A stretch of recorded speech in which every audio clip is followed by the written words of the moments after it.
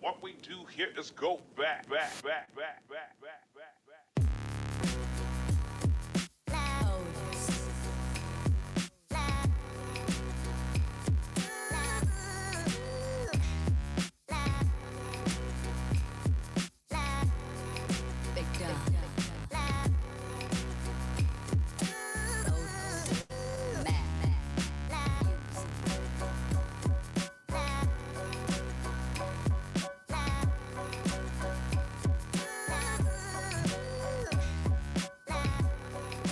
What's going on, everybody?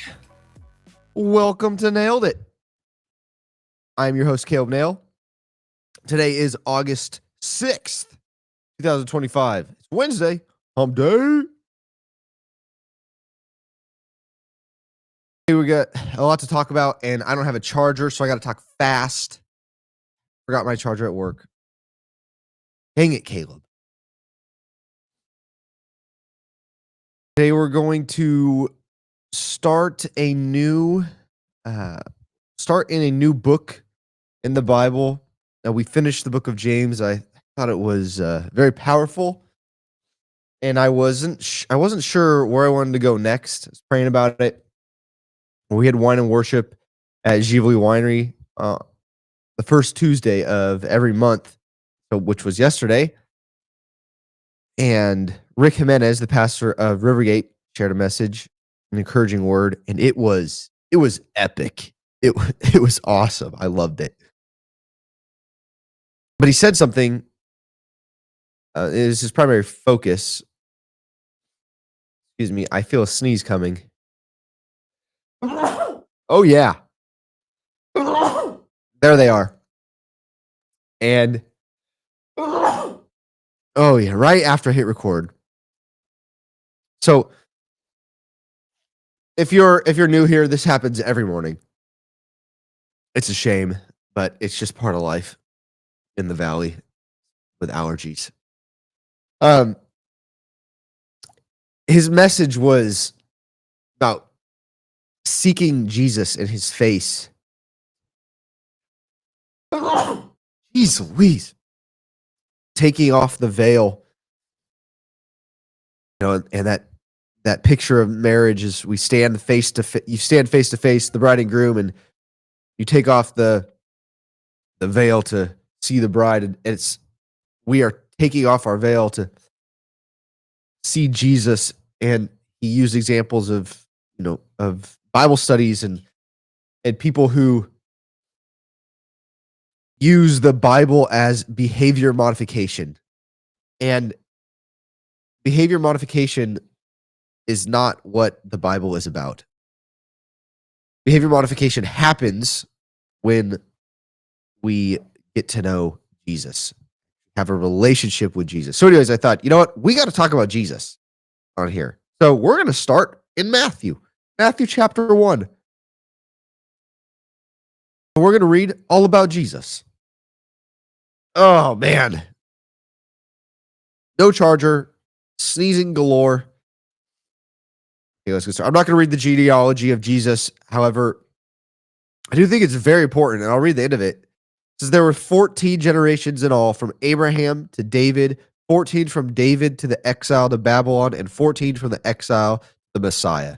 I think it's cool. You go read the genealogy, how it all lines up, and the Lord's plan. You look at all the names in there and all the stories and how the Lord used them to get to Jesus. It's fascinating. And I think very powerful.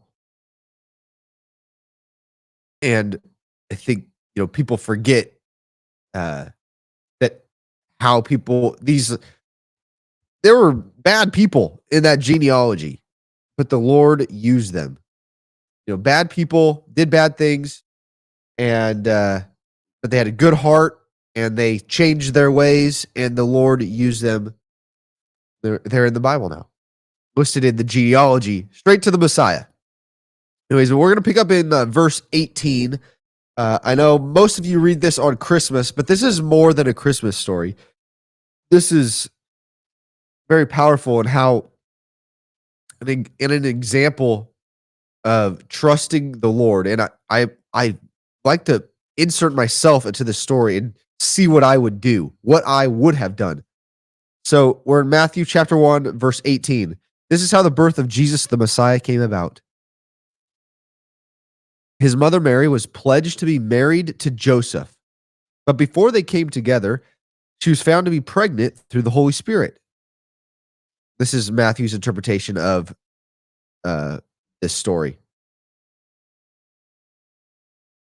Because Joseph, her husband, was faithful to the law and yet did not want to expose her to public disgrace, he had in mind to divorce her quietly. But after he had considered this, an angel of the Lord appeared to him in a dream and said, Joseph, son of David, do not be afraid to take Mary home as your wife, because what is conceived in her is from the Holy Spirit. She will give birth to a son, and you are to give him the name Jesus, because he will save his people from their sins. All this took place to fulfill what the Lord had said through the prophet. The virgin will conceive and give birth to a son, and they will call him Emmanuel, which means God with us. The prophet Isaiah said that in Isaiah chapter 7, verse 14. When Joseph woke up, he did what the angel of the Lord had commanded him and took Mary home as his wife. But he did not consummate their marriage until she gave birth to a son, and he gave him the name Jesus.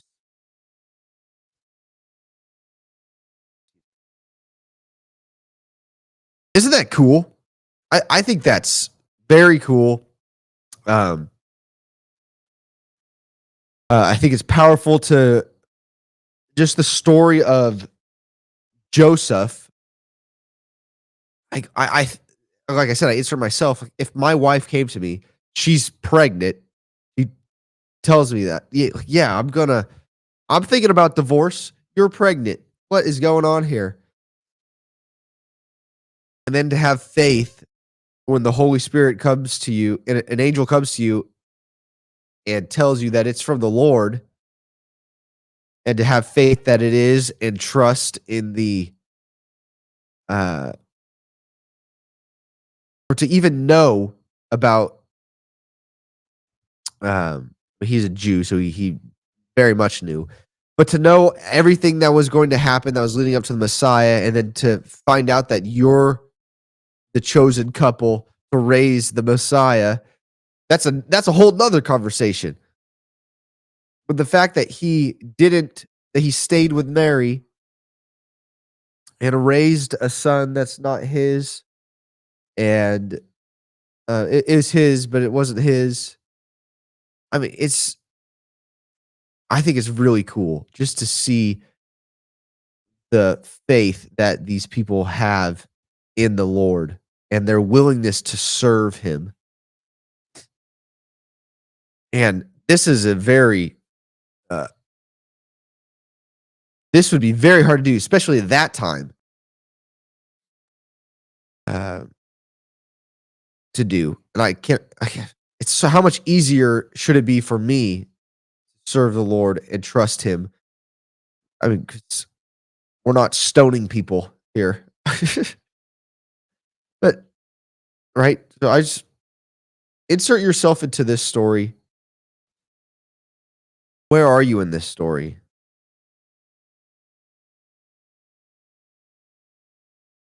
I think it's really cool.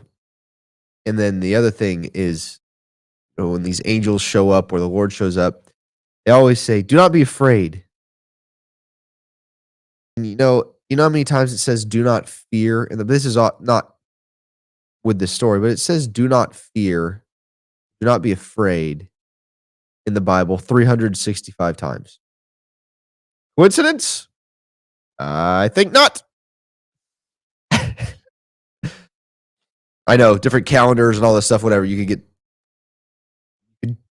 argue if you want, but I don't care. 365 days in a year, shouldn't fear on it any one of those days, because the Lord is with us and He's a good God. Okay, very quickly, since we are losing battery power fast here, the TSA is adding a dedicated family lane. That is the biggest news on the western side of the hemisphere. It's huge. The United States is adding a dedicated family lane at TSA. Look, Europe has this. Over the summer, we went to the Europe. Great trip. And I have 2 little ones. Got to go through this family dedicated line, and there's not very many people in it. And we flew right through. It was awesome. And it sped up the process for everyone else that wasn't traveling with 2, 3, 4 kids. It makes I don't know why it took us this long to figure it out. But I'm hoping this starts a culture where we I don't want to say respect, but it almost is like there's a culture in Europe where they have a respect for these families, for parents and their kids. We're in the United States, there's almost a disrespect for you and for family and their kids. And it's sad. Maybe this will help change the culture a little bit. I don't know. I'm pumped about it, especially as a dad with 2 kids, little kids. The other thing that's going on, that's being talked about a lot in circles, is the Shakira concert coming to Fresno State that's being held in the football stadium. So you may or may not have heard, but the conversation early on was this is not a good time to have a concert on a Thursday. It's tomorrow. And in August. And early on, they're saying the ticket sales are struggling. Well, I wasn't sure. I wasn't going to talk about it because I didn't know. But now we're starting to see signs that they are struggling. The ticket sales are struggling. Apparently, there's plenty of seats available. Prices have dropped drastically. And the athletic department, is giving away free tickets to every student, to the first 250 students who buy football season tickets.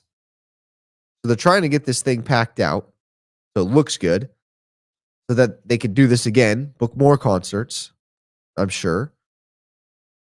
I like the idea. I'm glad they're doing that. Let's get kids to buy football season tickets. But 250 students, first 250, that's a lot of students. That's a lot of seats missing, along with seats on the floor, I have been told, are now like $80. So you paid early. I think you paid a little over $100. Now they're 80 something to be down on the floor. Here's what I think. I think it all has to do with 2 things. One, it's a Thursday. Okay. I apologize for my nose being plugged. One, it's a Thursday. We got work Friday. Like, even if I wanted to go, I probably wouldn't because this gets rid of all the moms that would want to go that have kids. They can't. And all the couples that have work on Friday, they're not going. I don't think it has anything to do with the weather. Well, I shouldn't say that. It does have something to do with the weather. However, the concert's at 7. It's going to be nice. It's not going to be 5 million degrees. It's a projected high of 102. It'll probably be 90 degrees at 7. It's not going to be bad. I've sat in that stadium in the heat where it's 105, 130 on the field. I walked on the field when it was that hot. That's fine. Look, my opinion on it is it's the main reason it's not selling tickets is it's a Thursday.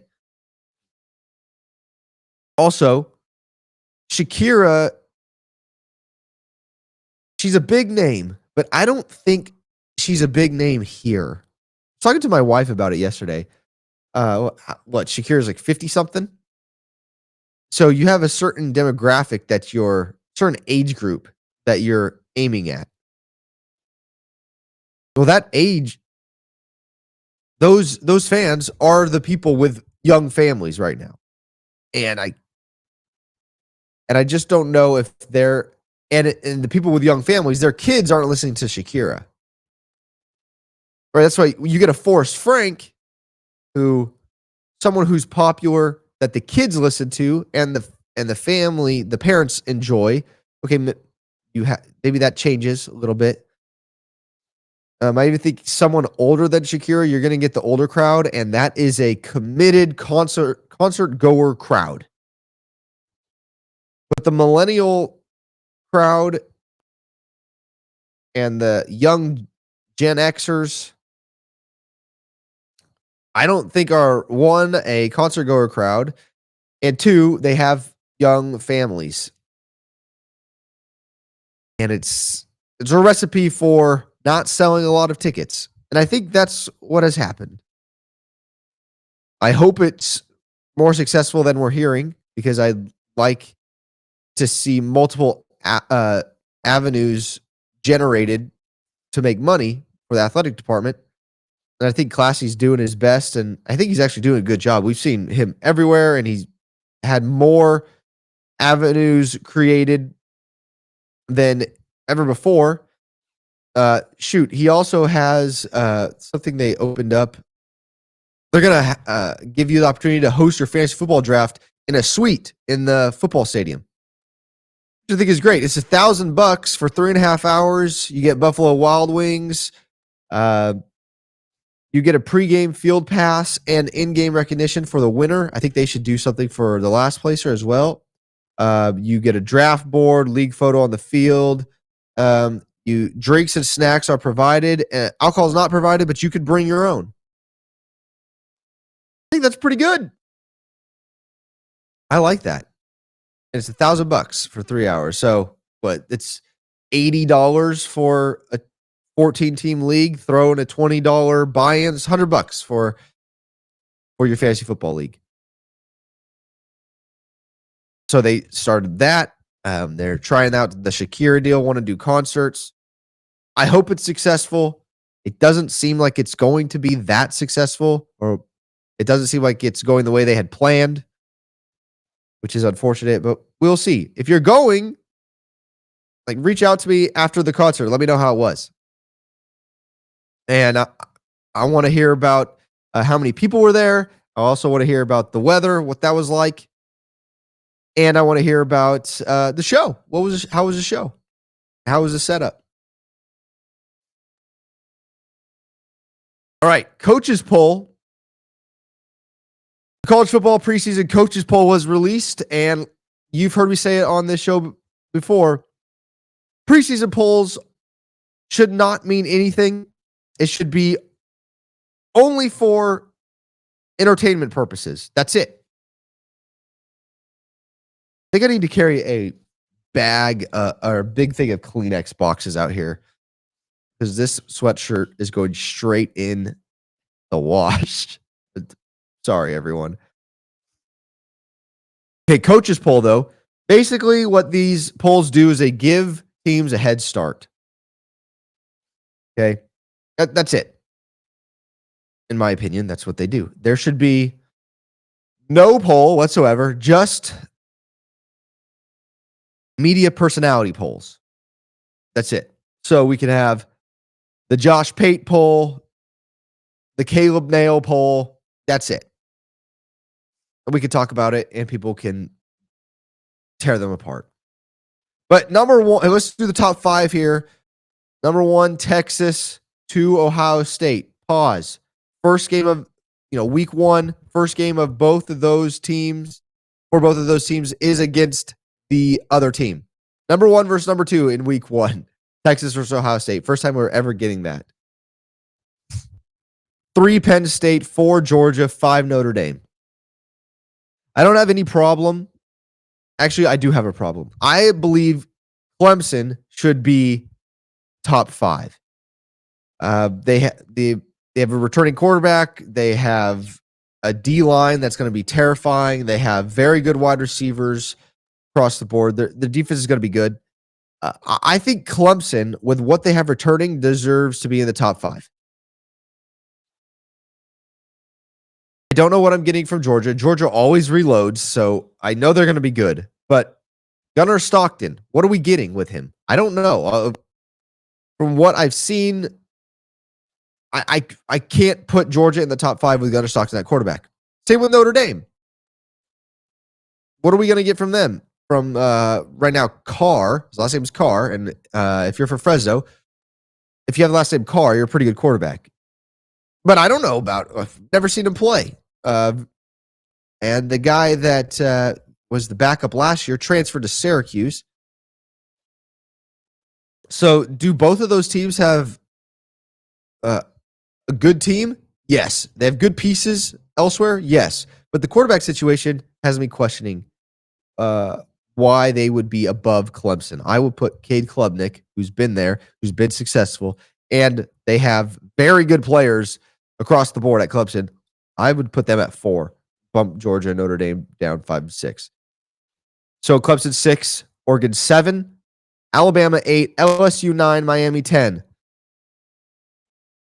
I have no problems with that order. However, if I'm staying true to what I just said about questions at quarterback, I think I have to move LSU all the way up to 7. I think we have to have LSU jump Bama and Oregon. Bama and Oregon are loaded. I think Oregon has the most potential out of Oregon has just a freaky good roster.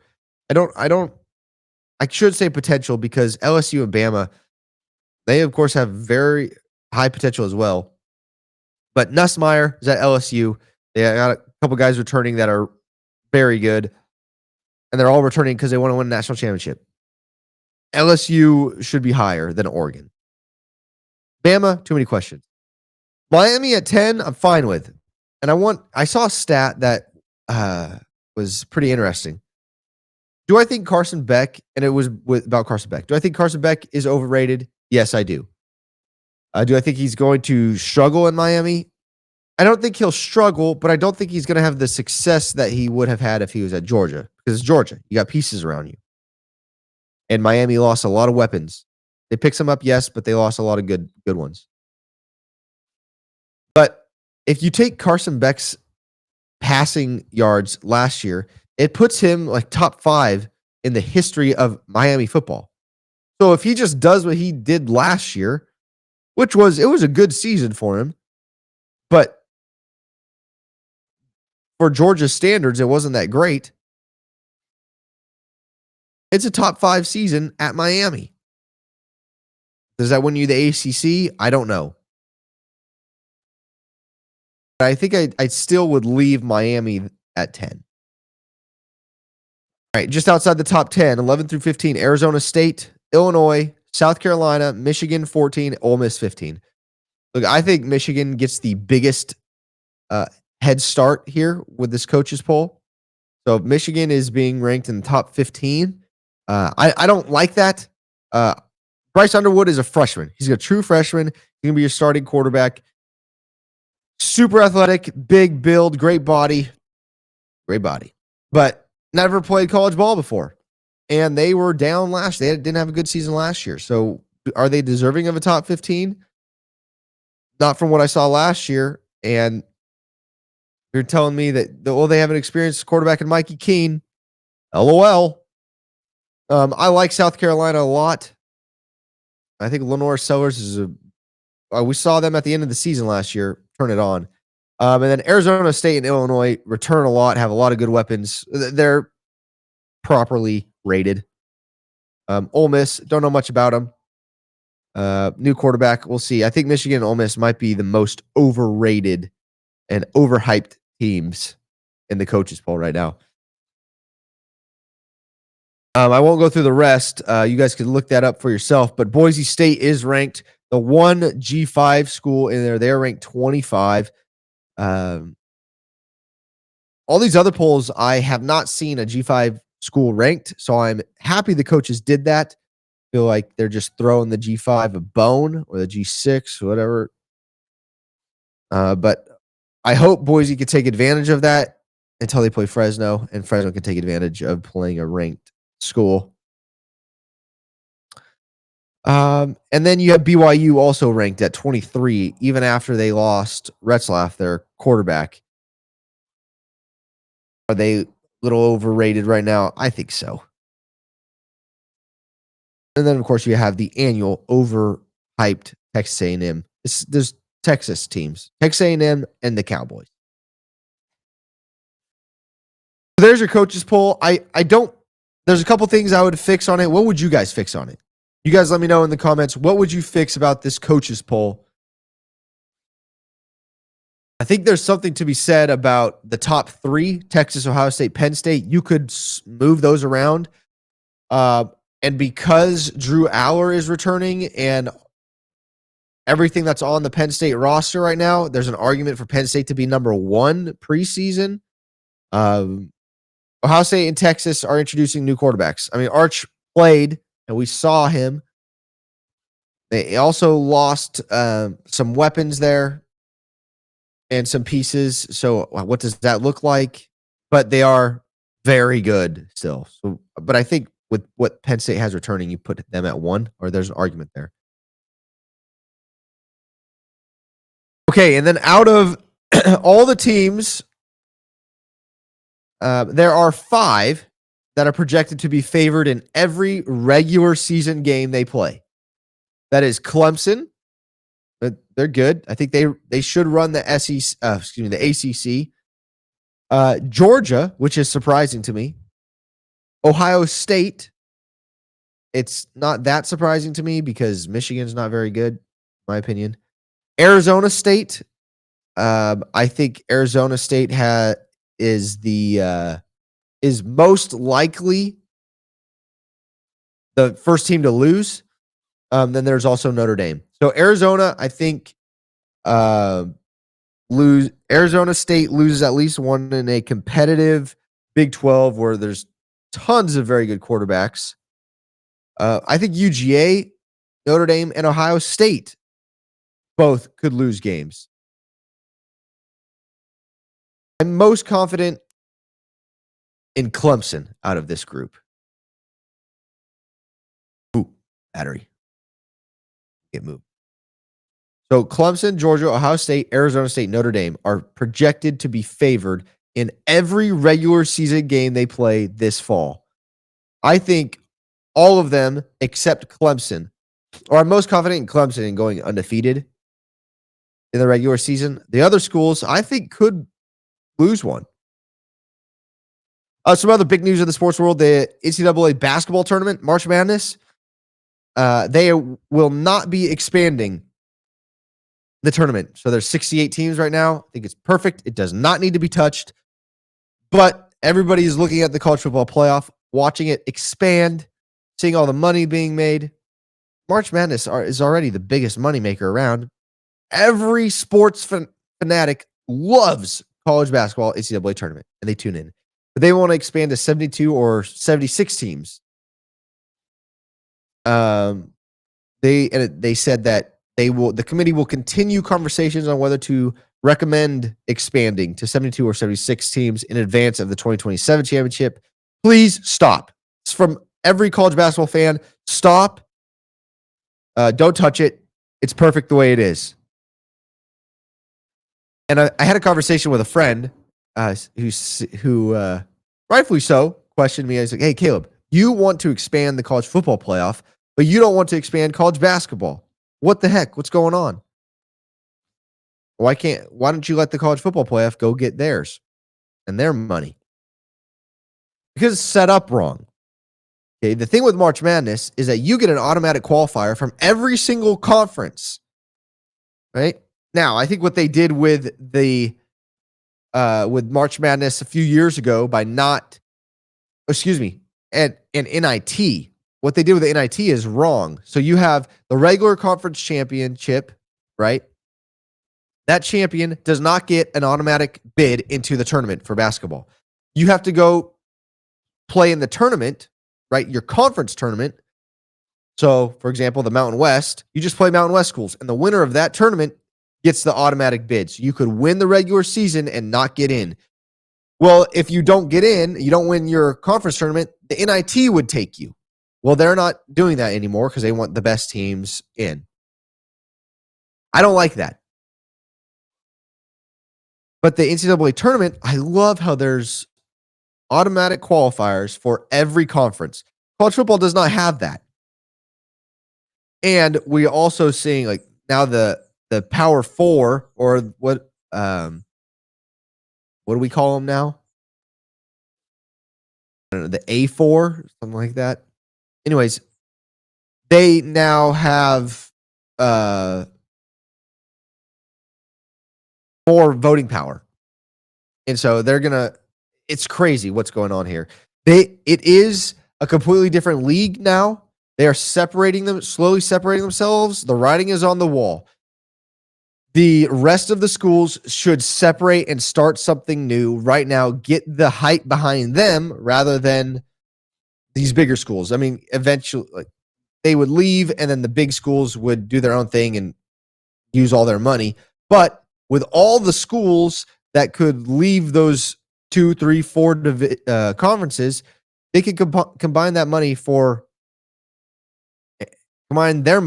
and find some big contracts on TV somewhere and really do some damage.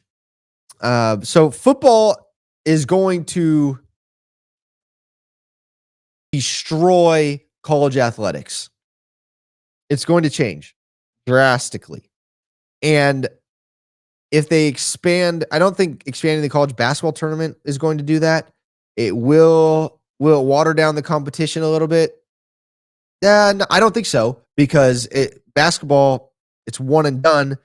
You never know. You get a bad matchup somewhere and some dude goes off for 30 points and can't miss, and they win the game all of a sudden and knock out a good team. So, not saying it wouldn't be fun to watch those basketball games because I would still tune in, but there's no reason to expand it. And then when it comes to college football, there's no automatic qualifiers for all conferences. So you have teams that are playing conference championships that mean nothing. Conference championships don't mean anything in college football. And then you get to the Rose Bowl, and there's a team from Georgia and a team from Ohio in the Rose Bowl. And the people in LA are looking around thinking, what the heck is going on? Where's the Pac-12 school and the Big Ten school? This doesn't make any sense. What happened to tradition? There is no more tradition in college football. There is none. It's sad. Let's see. Let me run through the rest of these because we need to end this because of battery. Some news. Local news. Major and growing threat is spreading in the Central Valley across orchards and farmland, destroying irrigation systems. Rodents. There's a rodent invasion going on. And look, you got to follow me. I'm ahead of these stories. If you want to be first and right, boom, follow this guy. Look, a month ago, I put out a story about the Gophers are so bad this year. So bad. The squirrels are so bad this year. I was just talking to a guy that lives up in the mountains up by Washawn. And he's saying the bugs, there's no bugs up in the mountains this year. It's very interesting. But they're all here. I have mosquitoes at my house. I typically don't have mosquitoes at my house. Closer to the San Joaquin or the Kings, yeah, I usually find mosquitoes. But at my house, I'm far enough away where I don't get any mosquitoes. They're here. Interesting to see what's going on. But let me share a story with you because we have this rodents problem. The squirrels are really bad in all the orchards. I wonder why. I'm wondering why. I'm wondering if we have killed too many coyotes. I don't know though, because there's so many coyotes out there, but I have heard of more people hunting coyotes than I did 5 years ago. And the other thing is maybe just people they are not focusing on the squirrels anymore. My grandfather, whenever he saw a squirrel, tried to run it over. Said, "You want to go to school next year, or you want to eat? Those things keep you from the food off the table." But here's a story. So I grew up on the farm. I live on the farm, and squirrels are bad in my world. They're bad. Well, on the campus of Fresno State, they are protected. Yes, they are protected. I can't imagine I know, but we have farmland connected to Fresno State. There's almonds there. There's lots of stuff. There's multiple types of crops there, and squirrels are protected on campus. And now that I'm gone, I'll share this story. I'm not on campus anymore. I've been off campus for about 10 years. But these students feed squirrels. They feed the squirrels. They do all these different things. So squirrels will just run up to you. And they are fat and unhealthy squirrels. They're not helping them. They're like pets. Well, Caleb Nail comes along, and I live in the dorms. I see all this going on. And this is bad human behavior in my world. Feeding squirrels, protecting squirrels. So I grab a cookie from the RDH, which is the resident dining hall. Come out from lunch with me and a bunch of my buddies. I have a cookie. And I'm calling this squirrel up to me. Runs right up next to me. Less than a foot away. I mean, they touch you. They will just touch you. And I boot that thing across the lawn. Never again did a squirrel mess with me. Great. No squirrel was harmed. Don't freak out. The squirrel was fine. But it was fun. And it was hilarious to see that thing go flying. But this is a problem. Rodents are a big problem on the farm. And we have an infestation of them this year. And the news just reported it yesterday. Like I said, I reported it a month ago. The farmers have to speak up more for themselves. Some other news: David Tongipa, former Fresno State football player, he's an assemblyman in the state of California. His high-speed rail accountability bill was signed into law, forcing them to detail where taxpayer money is going and how they plan to finish the job. I think that's great. He says, no more blank checks. This is David Tongipa. California taxpayers deserve transparency and accountability. This is his first bill, and it passed. I think it's good. The high-speed rail is starting to slow down. The money being sent to it is starting to slow down. However, Gavin Newsom signed 26 bills yesterday in the state of California, so that money will just be redirected elsewhere. He'll figure out how to stuff his pocket some other way. But I'm glad they're trying to get this transparency and have some accountability for high-speed rail. And last but not least, funny story.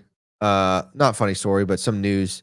I got two more things. ESPN acquires NFL Network and NFL Red Zone, and the NFL gets some. I believe they get some ownership, 10%. You need to go look at it. But I don't have ESPN. I don't have NFL Network. I don't pay for NFL Red Zone. It means nothing to me, but some people are worried about it because ESPN is ESPN, and it's not that great anymore. So let me know your thoughts on that. What you guys think about it. I haven't looked into it much. And then last night, another dildo flew on the court of a WNBA basketball game. This is the third time that this has happened. They all have been the same color. I don't watch the WNBA either. It's not entertaining enough for me to sit down and watch a game. And do I think this is funny? I do think this is funny that what's going on, but at the same time, I'm not a huge fan of it. But the WNBA needs something. There's zero tradition. Texas Tech has tortillas. WNBA has green dildos. I don't know. I think this says something about society. And two, now that it's, this is giving news to the WNBA, but how do I want to put this? Yes, it's disrespectful and it should not be done. But there is a culture in the WNBA that feeds this stuff. I see it online and I see it on sports talk shows and what WNBA players are saying and how they act and what they're posting on social media. And this is the culture that the WNBA is breeding. And so it should be no surprise to us that dildos are being thrown onto a basketball court during the game. And also, this is the society that we live in. So I think it also says something about how we conduct ourselves as a culture and society as a whole. And it's sad. Like, this is the world.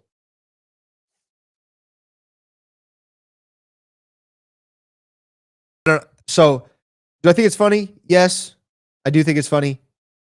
Do I think it's wise and smart and honoring the Lord? No. There's better ways to do it than throwing dildos on a court.